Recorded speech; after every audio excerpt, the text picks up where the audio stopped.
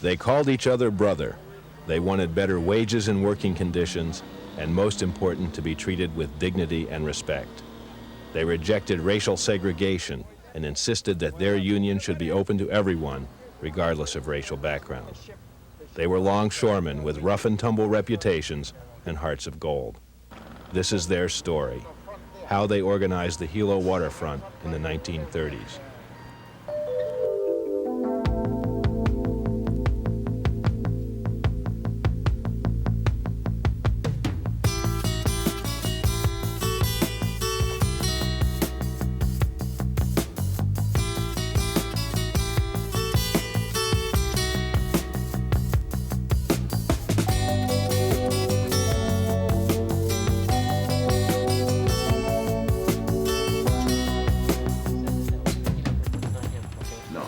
But it doesn't look like John Newhey if that's that other guy's. And isn't this guy the This is Chris Cunningham. Our story begins as some of the men who helped organize the Hilo Longshoremen's Association gather for a reunion and a meeting with myself and Bill Pewitt of the University of Hawaii's Center for Labor Education and Research. Bill is investigating a confrontation which took place between these men and police on August 1st, 1938. Understanding their history is necessary to his inquiry. Yeah. Right. But everybody had nicknames, yeah? Everybody. We never knew one another's names, all we knew by nicknames. Yeah. Pie face. My face, our feet. My face, yeah. Our feet. There's duck feet too, huh? Duck feet. Yeah, he's still around. Yeah. Chicken. Chicken little. What they call you guys? You guys, come on, fess up now. Did you have a name? What were your names? You guys have names? No, he was known as Kahe. This guy is Rocha. I was known as You Tal. never call him Po'okano? Well, they call this guy Makuli, huh? He's a No great. matter how young he was, he looked Makuli. hasn't changed That's the much. only guy that goes on a border ship skinny and come out lunchtime fat. I seen a cook one time with his big knife coming out who cleaned up all his pies. Yeah. Everybody knew. Yeah, pies for supper, you know. The cook put all the pies out so that he could cool them, you know. You guys come along, take them right down there, their hatch, number 4 hatch. It was really tough. You know, like now you get a lot of machinery, you know, everything is machinery. Them days, all you got to by hand. Everything you pick with your hand. No more muscle, no more strong. You know, you can't make a go. They don't know, they won't pick you up. You got to be strong. And when you work 12 hours to 10 hours a day, oh, brother, that's something, boy. And I see plenty of big guys go down there look for a job. Lunchtime they go home, they don't come back no more. Big fellas, and the small guys still working. Oh man, you come out of the hole, you can't tell who the hell the guy is. He's all full of lime or some, all kind of dirty stuff on him.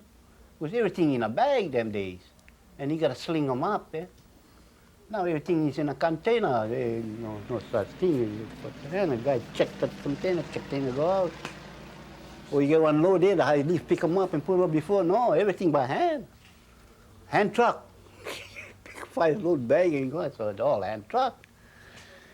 Oh, you got to work. Like the Kukuhale run, we take shore gangs. Yeah, I used to take shore gang for night shifts.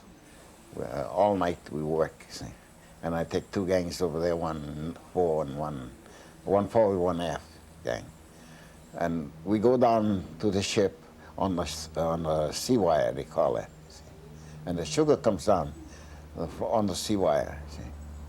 One time we was on there, this guy, one of Harry Kamoku's cousin. What one was that?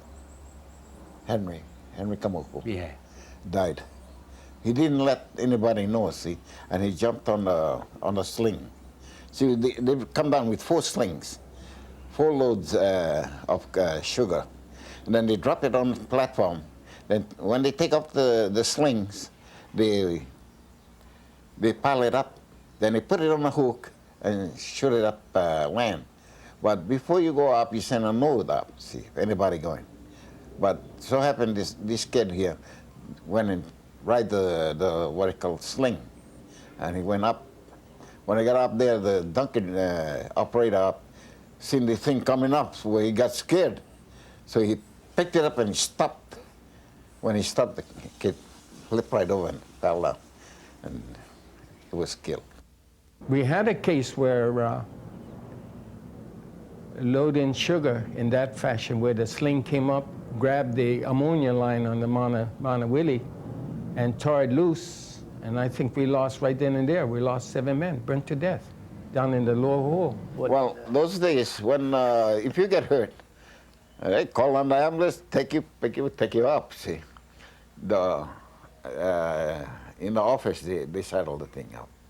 Then it's your family to come down there, and if the person die to accident, well, they get the company spokesman goes up and talk to the family, give them a few bucks and call it square. That's the way it was? That's the way it was, Joe. You tell That's the way it was. A few bucks and that was it. Yeah, just talk to the family, and the what do you call it, maybe the wife or the family says, oh, he's a good boss, because he comes down and see the body. Them days, the boss give you $50. That's plenty of money, boy. They would come around with cubicles of salmon, raw salmon, and it was about 1 inch thick and 1 inch wide. And then they had this poi, and this poi was whitish. It wasn't the true color of a ready mixed poi. If you couldn't eat that, then you went to the wagon. They gave you a sandwich. There was no butter, no fill of any kind other than bologna, with skin still wrapped around it. And so that was your choice for your meal. This was your supper meal that the company gave to you. And you had 2 sandwiches. And the only reason why, when I was told to become a clerk, the first thing I gave 50 cents up an hour for was because I was going to eat a hell of a lot better. How much when you started down there? What kind of money? $3.50 a day. Work 1 day a week, half a day a week, day and a half a week. And after about almost a year down the waterfront, I made 16 bucks with 1 week. I brought home my paycheck to my mother. I thought I'd busted Bank of Hawaii with 16 bucks. And there a lot of times they used to 3 slings of sugar one time and pick it up and put it in the hole. The man had to pick it up and, stack the thing up. This is the way it was working, speed up. And you have to keep up, because if you don't keep up, you don't work next time. If the supervisor would tell you to do something, could you talk back to him if you didn't like it? Oh, no. You better do what he say. You do what he say. You out. Yeah, like what? What? He could tell you to do something and you don't like it. What would happen if you didn't do it? You gotta go home. You finish for good. Don't show around. Not show yourself around because you want to get another job. You go to other side, you can get a job because the big fives control the islands, the state of Hawaii. That's the guys. You gotta respect them days. They tell you sit down, you sit down. Stand up, you stand up. Them guys were the mean guys. But when since we organized, something different. Low pay, dangerous working conditions, and the company blacklist were part of life on the waterfront. Added to these was the inequity of the shape-up hiring system. If you weren't part of an established gang, you could never predict if the timekeeper would select you for work on any given day. Being a new man, I had to go down there and just stand up among the, a lot of people that I don't know. In fact, I don't know hardly knew anybody around there except some of those people that came from my area there. See? So I stood in line waiting for the timekeeper to call me, see. But the first day that I went, because there was a shortage of men, so I got a chance to work. But then another times, after that, once I got, my first job, I said, I'll go down all the time after that. I used to go down with my lunch can, see. And I used to come back with my lunch can. Because I never got a job. I stand in line, wait for the timekeeper to say, come, you come, see? But I don't know, a lot of time it made the sense, so I started walking and somebody from the back of me would pass me and pick up the ticket. See, this is the way things were, see, you know, this was a real shape up, see? Then they blow the whistle, everybody come out, they crowd around that office, they looking at everybody eyes in the timekeeper. And the timekeeper wants a guy, he looking like that. And then you behind there, he look at you, he look at him. Think he calling you, you go in front, he tell him, no, that guy, you shame, eh? You know what I mean, eh? That's how you used to call a guy like that. And I heard about some guys, you know, giving the timekeeper chicken, you know, and sake. Those days were still prohibition days. This is what I heard, see, they were working, you know, that's how they were working. If you were a good basketball player, brother, you know you had a job for the basketball season. Well, the workers that needed the money to feed their families didn't have any work. That made a difference. And that kind of, we were loved sports. I loved sports. I was young, I loved sports. But we saw the inequity of the whole works. They were taking away food for the people that needed food on their tables to help somebody else just to get the glory of having a championship team and this, a championship team and that. That wasn't right. When Harry Kamoku returned home to Hilo from the mainland, he brought union organizing experience and new ideas to offer dock workers who were fed up with conditions. I admired that man. And then, you know, he too was a seaman for a spell. And somehow these seamen, many of them didn't have education, but when they came ashore and talked, they talked as though they had a degree.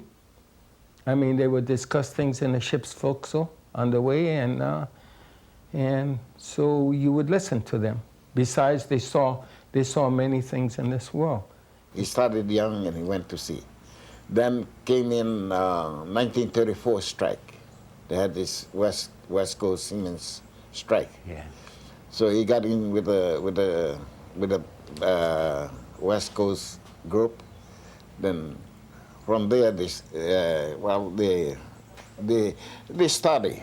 See what happened to other people. See, other unions, other group. Their mistake. That's what they learned. See. Well, we have been talking about a union from 1929. We go try help, or we go try make union. That's a good idea, but we got to watch the step. How we going to do? Why? Because if the company find out, we won't reach the first base. They were afraid. See, because the boss told them, "You join the union, you out." See, so they fire out. So guy work maybe 10, 20, or 30 years on the job, and he get kicked out. See, it's not so good. Eh? Yeah. So they kind of scared get in. So what Harry does is get all the young ones. Because the young ones, they wasn't afraid. Eh? And then they talk about the condition mostly, working condition. See, make it safe for the men to work. See, life comes first. A history of racial unionism had plagued Hawaii's workers and posed a threat to unity on the docks. Most of the longshoremen was mostly Hawaiian, eh? Yeah. And when they go down there, most of them no more job. Japanese, Arab special people get a job. Us, we stay over there watch them guys working. No job for us. So when we organized, everybody was treated alike. They started, you know, by excluding the Japanese. We saw that happen in Honolulu, then in Hilo they started. See, so, in fact, I met a Japanese boy. He was a longshoreman too. He and I were sitting down in the boat. See, I wanted a union, but I wasn't approached, being a Japanese. But he was signed up because he happened to be living with the, you know, with the Hawaiian boys down at the block. See, and he told me that he signed up. So I said, how the hell they sign you up and they don't ask me to join the union? And I told him straight then, I said, you guys are never going to make it. You guys are leaving everybody, the Orientals out because there's a lot of Japanese longshoremen down here. If they're not going to get nothing, they're not going to, they're not going to back you up. And I told them, you guys are going to flop. But somehow the Hilo, Harry Kamuka and all those guys finally they say, hey, let's take everybody. We don't care what nationality. See? Because what Harry Kamuka tells us, you are brother under the skin. Maybe it's white on the outside, but under the skin, the same kind of blood. Already. So, brother under the skin. Stick together. They stick together. The Hilo longshoremen all stuck together. I know of an incident where, we're back with the superintendent, he was big on wines, over 6 footers. He was a big guy. He grabbed a Japanese longshoreman by the throat, I think, on the ship. Everybody walked out. Filipinos, Hawaiians, Portuguese, everybody walked off the ship. And this was it. We live by the slogan, injury to one is injury to all. And this, I think, was one of the incidents that really built the union, I think, helped build the union. In November of 1935, the Hilo Longshoremen's Association was formed. If there was a beef with management, work would stop. And with the support of sailors, ships would be tied up until grievances were resolved.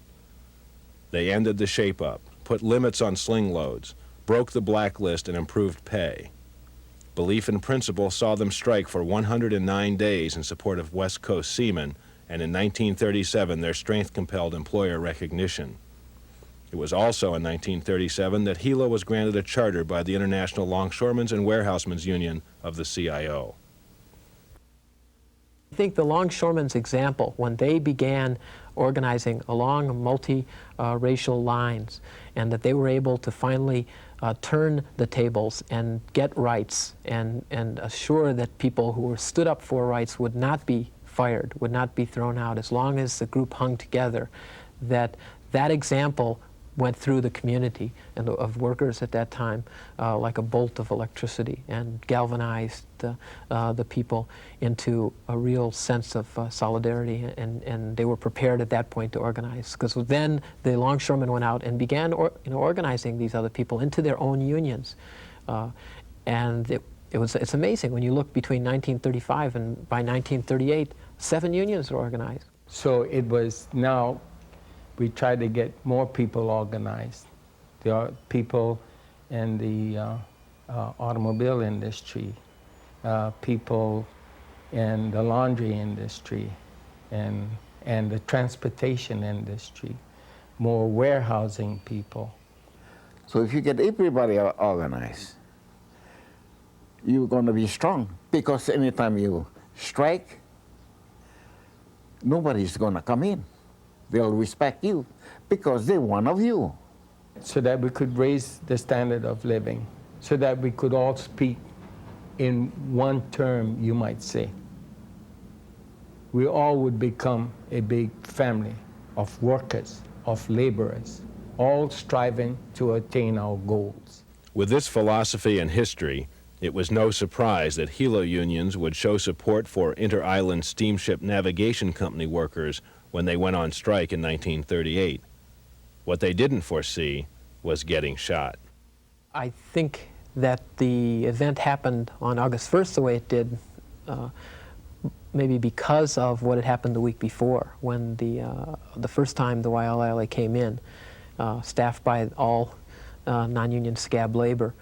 And at that point it was sort of an impromptu demonstration that took place because there were longshoremen who were working at the other pier on another boat, and they saw it come in, and they just went over on their lunch break.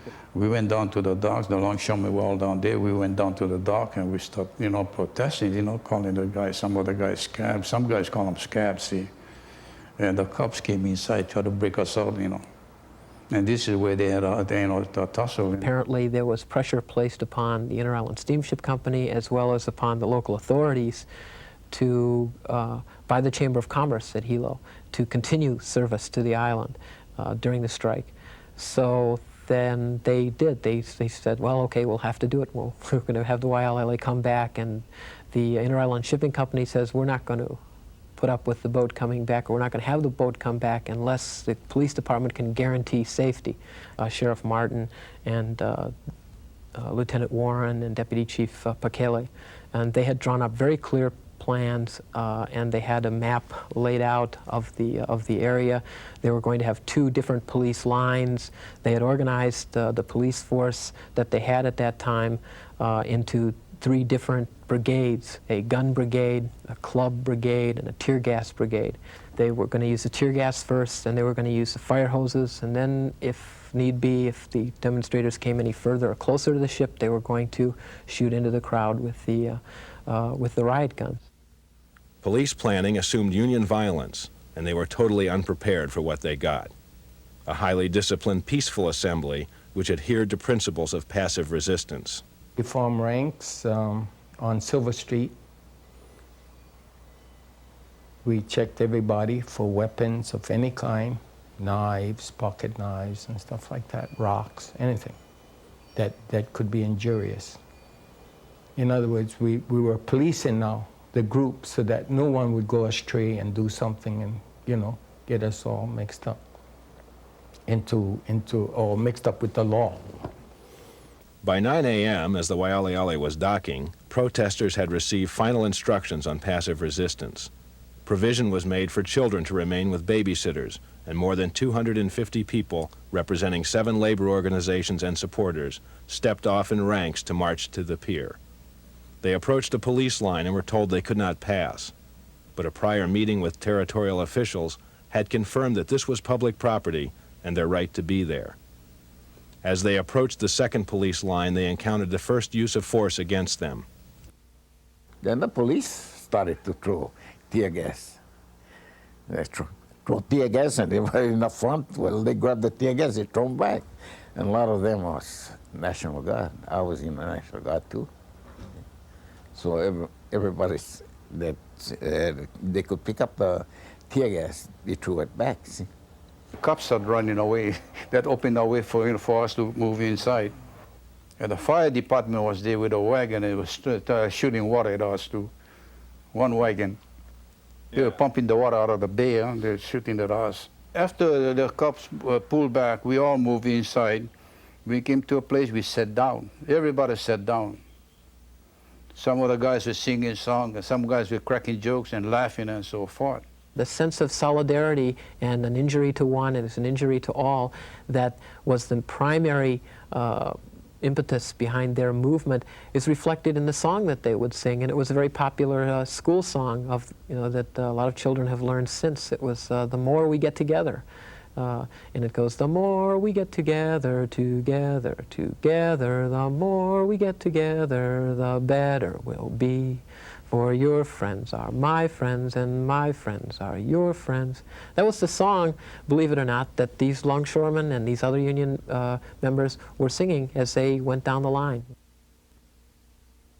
There were women in the demonstration as well as men, and they were totally unarmed and peacefully demonstrating, and the police were just simply not prepared to handle this type of a situation.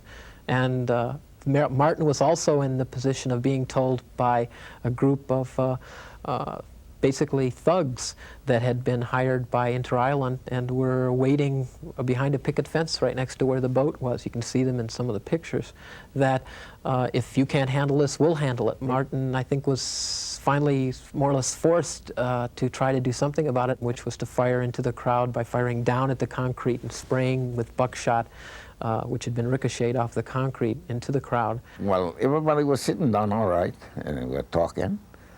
And all of a sudden, I was sitting this way, the door, the Pier 2 door on the right side started rising.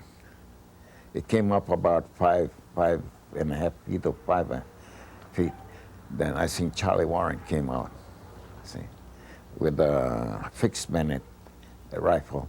And he walked right up to Cairo Otani was the first man he approached.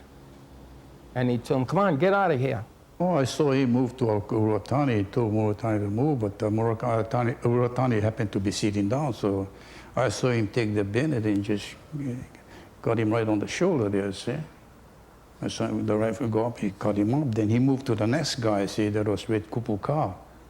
Told him to get up, and he sat down too. So what he did was take the rifle, you know, with the army, with the rifle, he whacked him right on the side of the jaw, you see, just up like that, see. Then he came down to that and shot him right on the ankle. This is when the sheriff gave the order to fire. So that's when the bullets start flying. That I saw my sister-in-law got tripped off from the hose that was there. And I saw this guy, I couldn't identify him at the time, but he was aiming at her with all these pellet guns, or we call it, you know, riot guns, call it like that. I jumped right up on her. When I jumped her, I protected her from all the pellets that went into her. I got it all on my back. And all of a sudden, they banging, people were running and everything, so I got on my belly and I crawled to the edge of the pier, and I walked down to the edge of the pier right by the water. And I heard somebody, help Joe, help Joe. I looked around, there was Baba Moriyama. His leg was all full of blood, all full of, pants was all riddled, and his shoes were full, and he was crawling along. As I went out, picked him, brought him up, and then went around to see if we could find a car to take him to the hospital. Well, I know I went down, and I thought I'd get up and move away, you know, because I could hear the bullet whizzing over my head, see. I tried to go up, then I found out, I noticed that my hand, my left hand was paralyzed. Then my left leg was all paralyzed. I couldn't, then I started, you know, then I knew that I was going to pass out. And I just passed out. I don't know what happened after that until I, you know, opened my eyes at the hospital. More than 50 were shot. Fortunately, none were killed. It was called the Hilo Massacre, and the aftermath saw a huge groundswell of support for Hilo's Union men and women. Rather than the end, this marked a beginning of renewed efforts to bring unionization to the unorganized. I look upon them to this day as heroes of the labor movement, and in many respects, heroes of Hawaii's social history, because they were the people whose courage and dedication was responsible for turning Hawaii from its old plantation-type mentality where the business leaders basically owned the people as resources, to another way of thinking where people did have dignity and did have rights, and you couldn't just walk all over. We only want what is rightfully ours. See? Just give us what rightfully ours. We ain't asking too much. We ain't asking to take over anything. All what we ask is our safety, working condition, and what rightfully ours. Our life is ours. It's not for you to take.